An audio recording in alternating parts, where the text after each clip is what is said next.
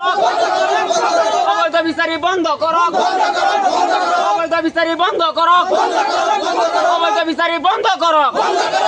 আগন্তুক 2026 নিৰ্বাচনত সাংসদ বিধায়কক ডাষ্টবিনত পেলোৱাৰ সংকাৰ প্ৰদান নেমচুৰ।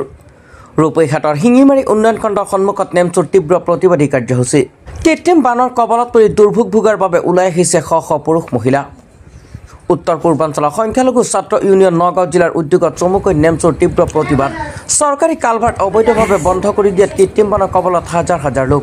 শিঙিমাৰী উন্নয়ন খণ্ডৰ গাতে লাগি থকা অঞ্চলসমূহত সৃষ্টি হোৱা কৃত্ৰিম বানত ককবকাই থকা লোকসকলক খবৰ নোলোৱাৰ অভিযোগ খণ্ডন উন্নয়ন বিষয়াৰ বিৰুদ্ধে।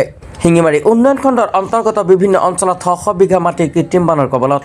কালভাৰ্টৰ মুখ খুলি দিয়ক, চৰকাৰী নলা খুলি দিয়ক, কৃত্ৰিম বানৰ পৰা মুক্ত কৰক আদি শ্লোগানেৰে তীব্ৰ প্ৰতিবাদ সাব্যস্ত কৰে শিঙিমাৰী উন্নয়ন খণ্ডৰ জৰিয়তে নেমচুৱে। শিঙিমাৰী উন্নয়ন খণ্ডৰ জৰিয়তে নেমচুৱে এখন স্মাৰক পত্ৰ প্ৰেৰণ কৰে নগাঁও জিলা আয়ুক্তলৈ। নগাঁও জিলা নেমচুৰ সভাপতি মঞ্জুৰুল ইছলামে সংবাদ মাধ্যমৰ আগত কয় যে এই দাবী মানি নললে ইয়াতকৈ ভয়ংকৰ গণতান্ত্ৰিক আন্দোলনৰ হুংকাৰ প্ৰদান কৰে। নেমচু নগাঁও জিলা সমিতিৰ তৰফৰ পৰা শিঙিমাৰী উন্নয়ন খণ্ডৰ বিষয়ৰ জৰিয়তে নগাঁও জিলা আয়ুক্ত মহোদয়লৈ আমি এখন স্মাৰক পত্ৰ প্ৰদান কৰিছোঁ।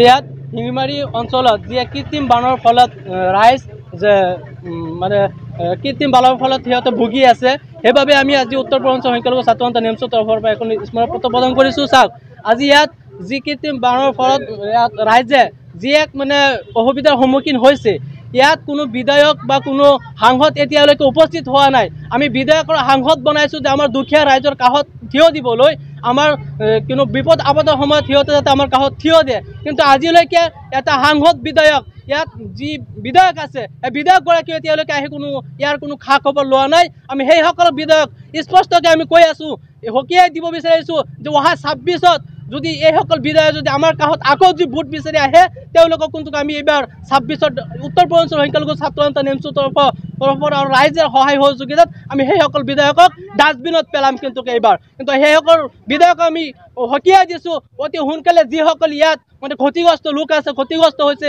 সেইসকলক অতি সোনকালে কিবা সাহায্য প্ৰদান কৰিব লাগে। আৰু যিসকলে ইয়াত মানে শিঙিমাৰী উন্নয়ন খণ্ডৰ যি কাষতে যি এক মানে কৃত্ৰিম বানৰ ফলত যি অৱস্থা হৈছে, সেইখিনি আহি পেলাই বিধায়ক বা সাংসদগৰাকী এতিয়ালৈকে আহি পেলাই কোনো খবৰ লোৱা নাই। অতি সোনকালে আহি পেলাই খবৰ ল'ব লাগে। সেইকাৰণে উত্তৰ পূৰ্বাঞ্চল সংখ্যালঘু ছাত্ৰ সন্থা নেমচুৰ পৰা দাবী জনাইছোঁ।